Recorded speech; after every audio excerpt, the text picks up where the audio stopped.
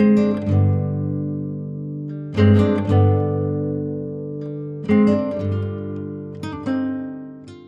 assemblée de province est une occasion offerte à tous les membres de la province de communier à la vie de la province en participant directement à la réflexion sur l'orientation et la dynamique de toute la province dans son élan missionnaire.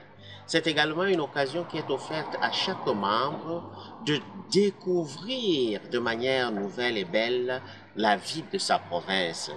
Cette occasion est aussi une occasion de communion entre les membres de la même province qui se retrouvent tous les 3 ans pour échanger des nouvelles, pour se connaître, puisqu'il y a plusieurs générations qui se brassent, et s'ouvrir avec un élan nouveau dans la dynamique missionnaire à l'engagement et aux objectifs que se fixe la province. Cette occasion donc est une occasion à saisir pour chaque membre et à communier avec chaque membre. Alors, nous avons, pour cette assemblée de province que nous convoquons, choisi le thème « Identité oblate et sens d'appartenance ». La notion d'identité est une question qui traverse toute l'humanité. Chacun est en quête d'identité et même quand on redécouvre son identité, on doit s'affirmer dans cette identité. Pourquoi nous parlons de l'identité oblate? Notre identité oblate repose sur notre identité chrétienne. Au baptême, nous avons reçu une identité, nous sommes devenus des chrétiens.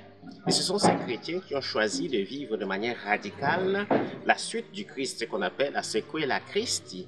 Et donc, dans ce choix, ils ont été dans des noviciats, ils ont professé des vœux, ils sont devenus religieux. Le religieux est donc ce baptisé qui s'engage à la suite du Christ de manière radicale. Et ces religieux ont un nom propre, ce sont les missionnaires Oblats de Marie Immaculée. Et nous avons une âme missionnaire. Et donc il est important de revenir à cette identité de baptisé, de religieux et de missionnaire pour être davantage engagés dans le champ pastoral.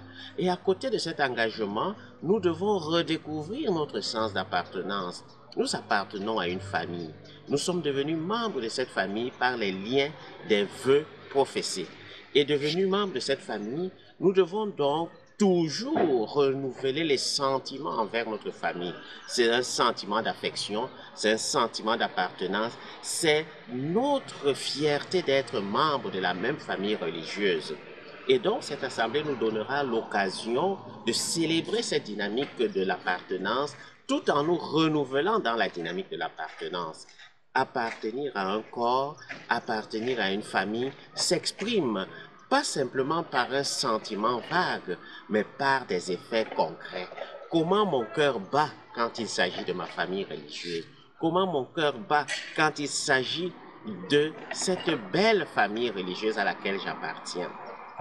Ce sens d'appartenance, donc, nous allons regarder ensemble pour revigorer ceux qui commencent à devenir faibles dans la dynamique de l'appartenance et motiver davantage les missionnaires qui perdent le goût de l'action missionnaire.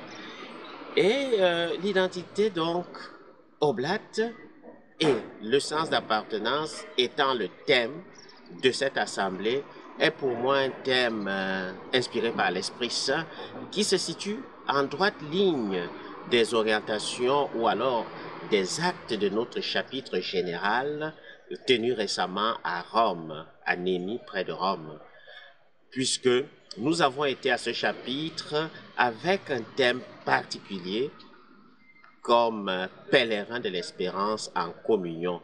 Ce thème pèlerin de l'espérance en communion nous aide donc à découvrir que dans notre identité oblate, nous sommes des pèlerins, mais des pèlerins porteurs d'une espérance pour le monde. Et nous le vivons dans une dynamique de communion. C'est cette communion des cœurs qui nous établit en communauté et qui nous permet de poser des actes missionnaires comme communauté, comme corps. Et vous voyez donc les deux s'emboîtent si bien qu'ils nous aident donc à nous laisser conduire par l'Esprit Saint pour rechercher toujours le bien et le meilleur pour l'Église et pour le monde. Nous prions donc afin que l'Esprit qui travaille dans les cœurs puisse continuer à travailler à travers chaque confrère et que cette assemblée soit porteuse de fruits pour la famille religieuse, pour l'Église et pour le monde. Merci.